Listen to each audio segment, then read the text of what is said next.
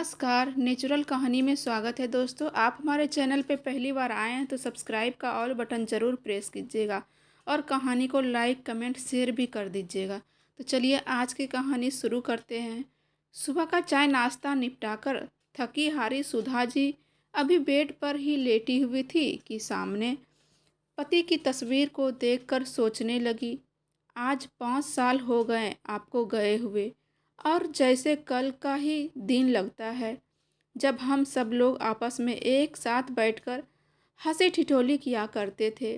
सोचकर ही उनकी आंखों की नमी से उनकी आंखें धुंधलाती चली गई। अच्छे भले तो बैठे थे, अचानक से कहने लगे, दम घुटता जा रहा है, हॉस्पिटल ले चलो। गाड़ी में ले जाते वक्त भी मेरा हाथ कसके पकड़ा था उन्होंने, और हॉस्पिटल पहुंचने से पहले ही उनके हाथ की पकड़ ढीली हो गई और उनकी सांसें रुक गई। हार्ट अटैक आया था और चले गए मुझे छोड़कर। सुधा जी के हृदय की वेदना आंसुओं के जरिए बाहर आने लगी। वह लगातार उनकी तस्वीर को निहारती जा रही थी। इतने में उनका इकलौता बेटा संजीव आया और बोला, माँ, आज बहुत थकावट हो गई है, मेरा ऑफिस बहुत दूर है, आने जाने में ही रोज़ 2 घंटे चले जाते हैं। मैं सोच रहा हूँ कि ऑफिस के पास ही एक घर ले लूँ। तुम जैसा ठीक समझो बेटा, मुझे तो कोई एतराज़ नहीं है। तो माँ ने मैंने एक मकान देखा है, लेकिन लेकिन क्या बेटा, कोई परेशानी है क्या?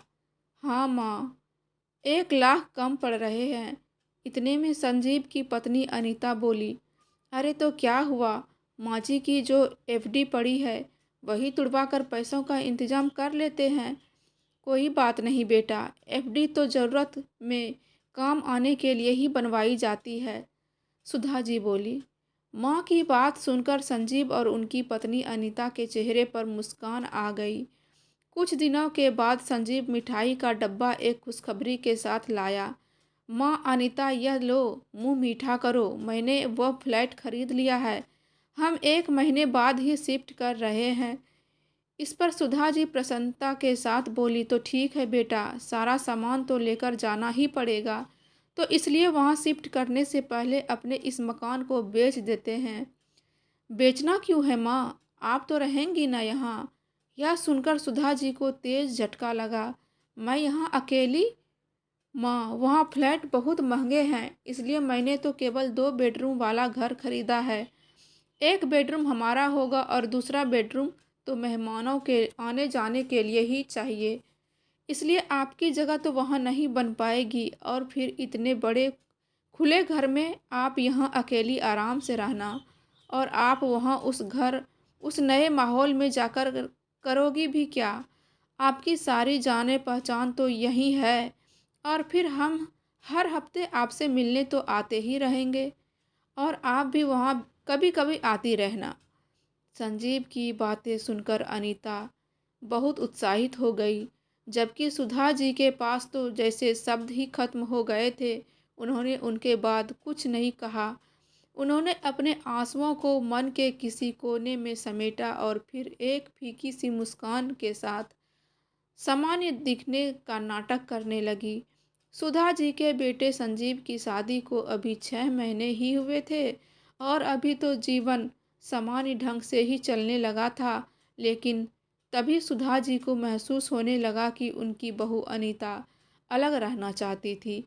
अनीता ने कभी प्रत्यक्ष रूप से इस बारे में बात नहीं की थी, परंतु अनीता के हाव भाव और संजीव की बातों से सुधा जी समझ गई थी कि वे दोनों अलग रहना चाहते हैं।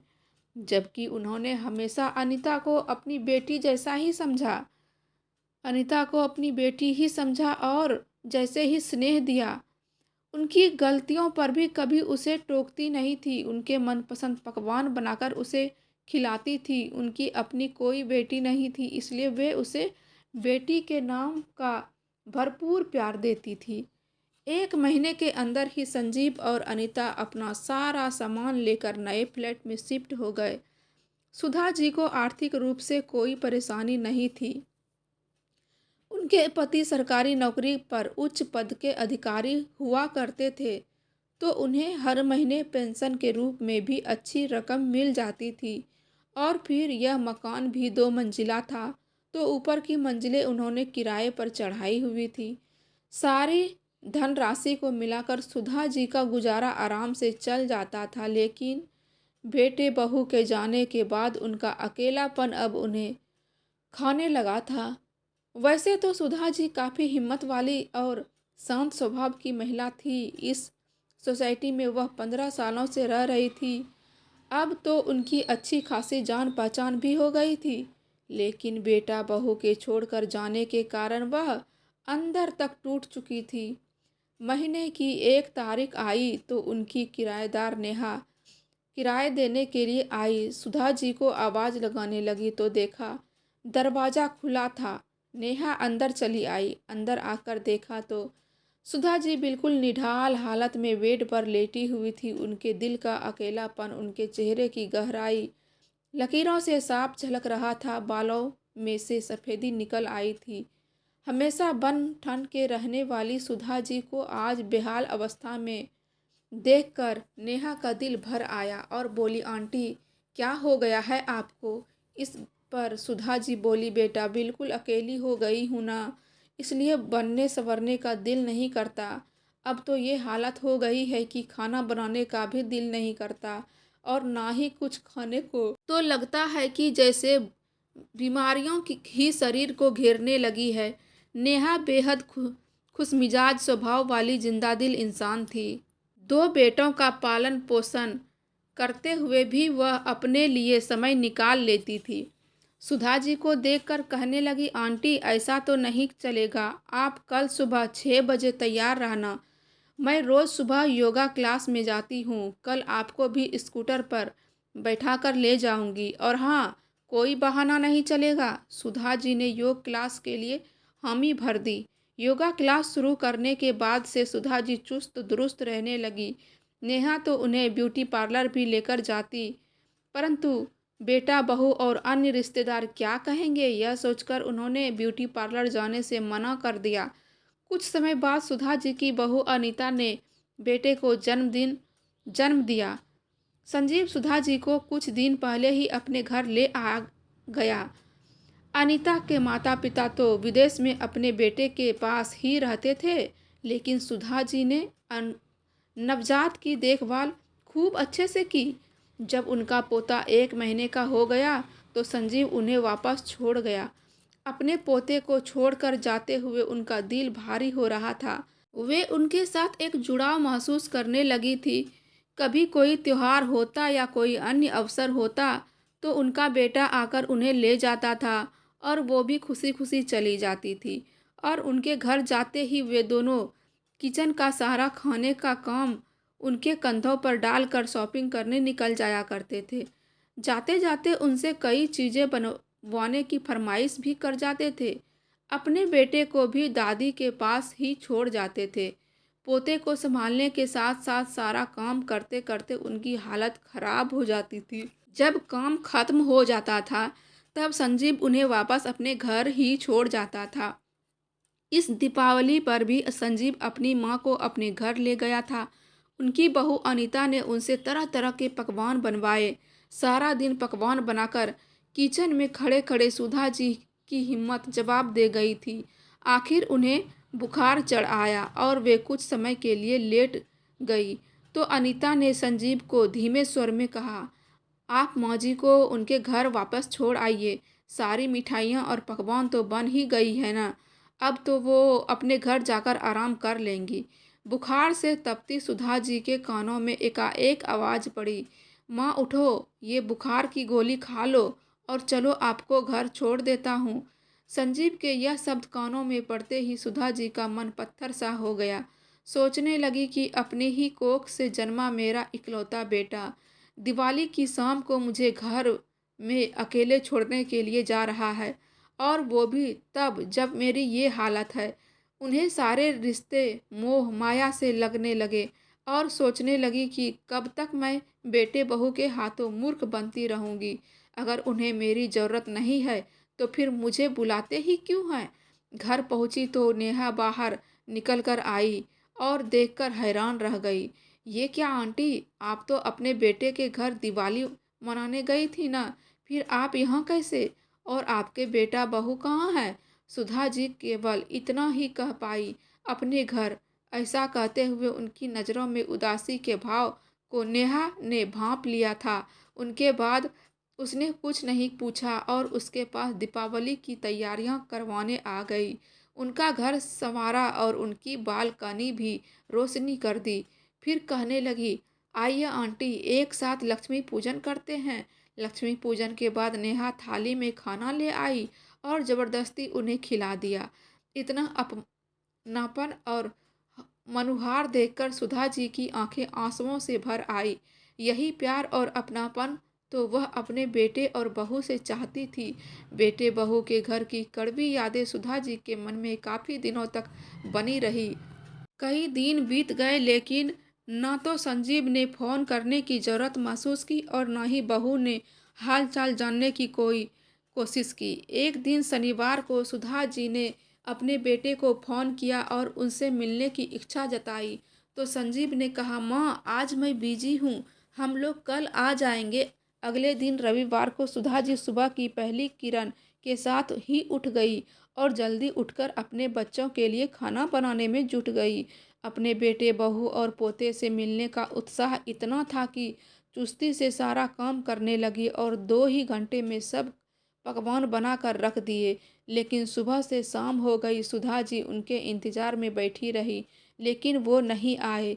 सुधा जी मन ही मन सोचने लगी, कल ही बच्चों ने न आने का बहाना बना दिया था और आज भी वादा करके अभी तक नहीं आए हैं। उनकी उदासी अब चरम सीमा तक थी। फिर एक उम्मीद के साथ उन्होंने एक नज़र फ़ोन पर डाली, यह सोचकर कि शायद बच्चों ने कोई फ़ोन किया हो और वह ना उठा पाई हो। एक भी फ़ोन नहीं आया था। इतना भी समय नहीं है उनके पास कि अपनी माँ को याद ही कर ले।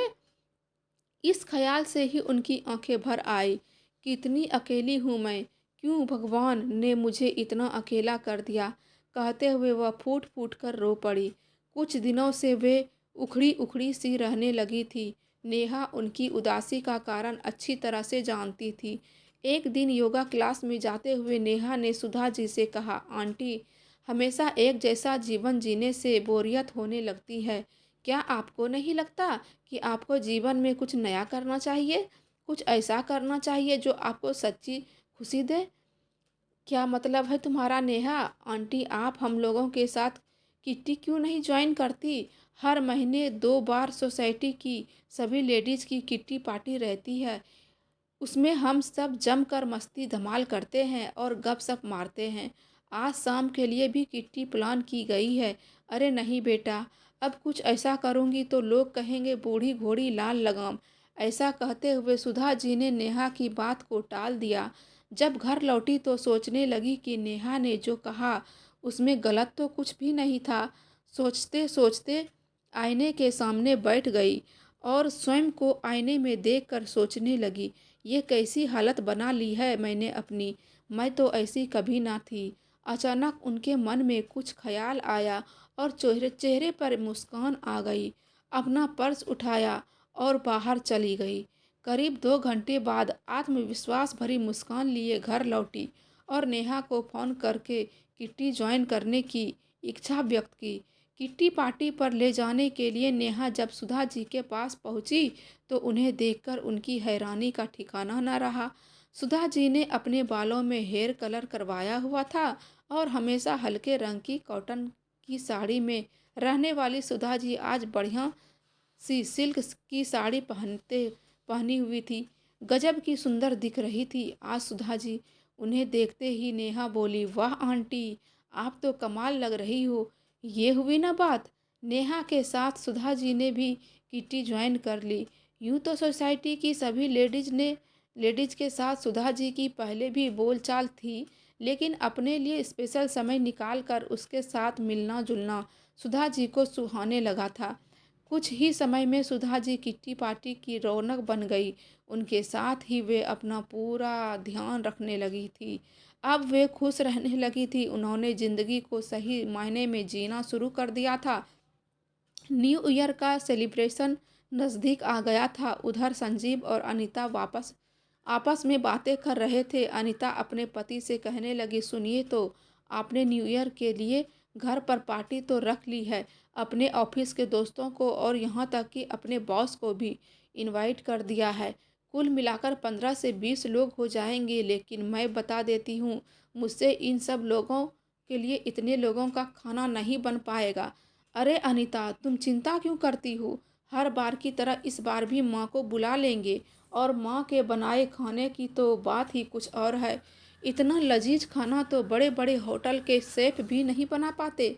आज जब सुधा जी को किट्टी पार्टी के लिए तैयार हो रही थी, तो संजीव का फोन आया, माँ क्यों ना इस बार न्यू ईयर के सेलिब्रेशन के लिए आप हमारे घर आ जाएं, एक साथ मिलकर नए साल की खुशियां मनाएंगे। एक दिन पहले ही आपको लेने आ जाएंगे, आप तैयार रहना। दिवाली के बाद संजीव ने आज फोन किया था अपनी माँ को। सुधा जी हैरान हो गई। इतने में उनकी बहू अनीता की आवाज़ आई, माँ जी नमस्ते, आप कैसी हैं? ठीक हूँ बेटा, तुम तीनों कैसे हो? बताओ। हम सब यहाँ ठीक है माँ। तो आप आ रही हैं ना माँ? नहीं बहू, इस बार मैं नहीं आ पाऊँगी। इस न्यू ईयर पर सोसाइटी में ही हमारा कुछ प्रोग्राम है। इतना कहकर उन्होंने फ़ोन रख दिया।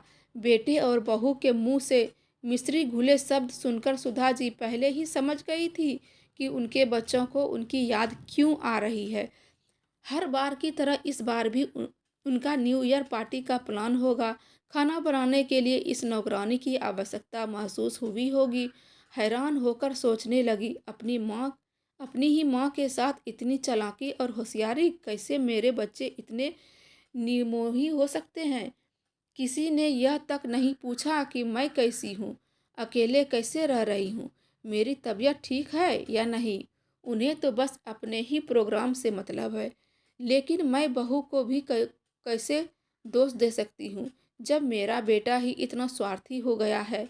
सोचते सोचते सुधा जी ने एक निर्णय ले लिया, बस अब और नहीं। अब अपने बेटे बहू के हाथों की कठपुतली नहीं बनूंगी मैं। पिछली बार उनके घर काम करते करते मेरी बुरी हालत हो गई थी। जब बीमार पड़ी तो मेरा ही बेटा मुझे वापस मेरे घर ही पटक गया। और तो और दोनों से एक फ़ोन तक ना किया गया मेरा हाल चाल जानने के लिए। फिर कुछ देर में सब कुछ भुलाकर सुधा जी अपनी किट्टी में चली गई। अगली किट्टी न्यू ईयर पर मनाने का तय किया गया। लेकिन समस्या यह थी कि न्यू ईयर पार्टी के लिए एक बड़ी जगह चाहिए थी, और इस समय शहर का कोई भी रेस्टोरेंट या होटल नहीं मिल पा रहा था। सब पहले ही बुक हो चुके थे। फिर नेहा ने पूछा, आंटी आपका क्या प्रोग्राम है न्यू ईयर पर? पार्टी हमारे साथ करेंगी या फिर अपने बेटे के घर? नेहा की बात सुनकर सुधा जी एक गहरी सोच में डूब गई। फिर अचानक खड़ी हुई और ऐलान कर दिया कि तुम सब अगर चाहो तो न्यू ईयर की पार्टी मेरे घर पर रख सकती हो। मेरा घर पूरा खाली रहता है, इसी बहाने मेरे घर पर भी कुछ रौनक आ जाएगी। सुधा जी की बातें सुनकर सब चौंक गए। क्या, आपके घर? हाँ, तो इसमें हैरानी की क्या बात है? सुधा जी दिल खोलकर हंसी तो नेहा कहने लगी, वाह आंटी, क्या आइडिया दिया है आपने। तो इसका मतलब आप इस बार नहीं जा रहे हैं अपने बेटे के घर? सुधा जी ने कहा, इस बार मैं कुछ अलग करने का सोच रही हूँ। नए साल की शुरुआत मैं इस बार अपने घर से करूँगी, वह भी एक बढ़िया से सेलिब्रेशन के साथ। हर डिनर बाहर से ऑर्डर करके मंगा लेंगे। तुम सब लोग सपरिवार मेरे घर आना। गेम्स, डिनर और म्यूजिक, बस और क्या चाहिए। और वैसे भी हम सब एक साथ होंगे तो मज़ा तो आएगा ही ना। सुधा जी की बातें सुनकर नेहा ने उन्हें गले से लगा लिया। क्या बात है आंटी, आपने तो सारी समस्या ही खत्म कर दी। इतने में किट्टी की दूसरी मेंबर सुनीता कहने लगी, आंटी आप किसी चीज़ का लोड मत लेना, डिनर मंगवाने की जिम्मेवारी हमारी।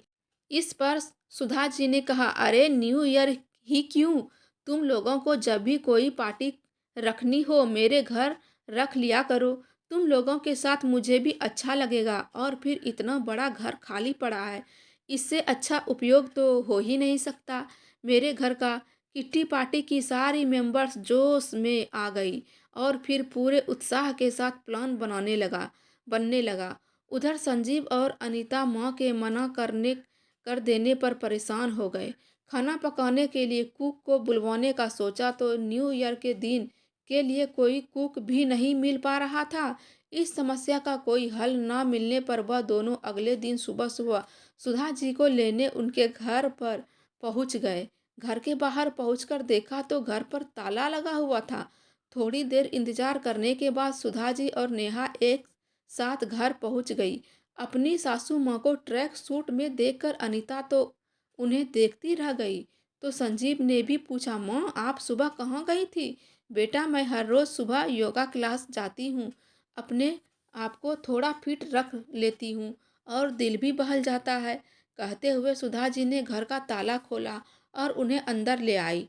घर में घुसते ही संजीव कहने लगा, माँ अब कोई बहाना नहीं चलेगा, आप इस न्यू ईयर पर हमारे साथ ही रहेंगी। आप अपने 2 दिन के कपड़े पैक कर लीजिए। नहीं बेटा, मैंने अब तुम्हें बताया तो था कि इस न्यू ईयर पर मेरा प्रोग्राम पहले ही बन चुका है। लेकिन माँ आपको क्या प्रोग्राम हो सकता है इस उम्र में? अकेली तो हो आप। संजीव झुंझलाते हुए कहने लगा, नहीं बेटा, अब मैं अकेली नहीं हूँ, बहुत से लोगों का साथ है मेरे पास। अपनी किट्टी की फ्रेंड के साथ मेरी न्यू ईयर पार्टी है तो मैं उसी में बिजी रहूँगी। किट्टी का नाम सुनते ही अनीता का मुंह खुला का खुला रह गया और संजीव गुस्से में बोला, माँ यह आप क्या कह रही हो? आपका दिमाग तो ठिकाने पर है ना? इस उम्र में किट्टी पार्टी कर रही हो आप? कम से कम उम्र का तो लिहाज किया करो। क्या कर रही हो आप? अरे बेटा, उम्र के बारे में तो मैं सोचना ही भूल गई। किसी समय फुर्सत मिलेगी तो सोचूंगी इस बारे में भी, लेकिन अभी नहीं। अभी मैं तो केवल इतना ही जानती हूँ कि मेरी भी अपनी ज़िंदगी है, जिसे मैंने अभी अभी जीना शुरू किया है और मैं इसे किसी के घर की नौकरानी बनकर तो व्यर्थ नहीं गवा सकती। इतना सुनते ही संजीव और अनीता के चेहरे का रंग उड़ गया। फिर संजीव ने अपना सुर बदल दिया, लेकिन माँ न्यू ईयर जैसे खास मौके पर तो आपको अपने लोगों के साथ रहना चाहिए ना। इस मौके पर आप हमसे दूर रहेंगी तो हमें बिल्कुल अच्छा नहीं लगेगा। दूर तो तुमने मुझे बहुत पहले से कर दिया है बेटा। अब तो मुझे इस बात की भी आदत हो गई है। और अपने लोगों की बात कर रहे हो तो नेहा है ना मेरे पास, अपनों से भी ज़्यादा ख्याल रखती है वो मेरा। अभी उनकी बातें चल ही रही थी कि डेकोरेशन वाले सुधा जी के घर सजावट करने के लिए आ गए। उन्हें देखकर संजीव और अनीता हक्के बक्के रह गए। माँ ये सब क्या है? बेटा तुम्हें बताया था ना कि न्यू ईयर की पार्टी है, और तो वो पार्टी मैंने घर पर ही ऑर्गेनाइज की है। माँ आप ऐसा कैसे कर सकती हैं? आपने तो हमारे घर को पार्टी हॉल बनाकर रख दिया। संजीव झुंझलाते हुए बोला, बेटा तुम शायद भूल रहे हो कि तुम इस घर को और मुझे बहुत समय पहले ही छोड़ चुके हो। अब यह घर केवल मेरा है, मेरी ज़िंदगी में, और इस घर में अब वही होगा जो मैं चाहूँगी। अब मैं तुम लोगों की कठपुतली बनने से इनकार करती हूँ। इतना कहते हुए सुधा जी पार्टी की डेकोरेशन और अन्य तैयारियों में व्यस्त हो गई और अनीता और संजीव हैरानी से एक दूसरे का चेहरा ही देखते रह गए। दोस्तों, यह थी आज की प्रेरणादायक स्टोरी। कैसी लगी आपको कमेंट में ज़रूर बताइएगा। हर हर महादेव।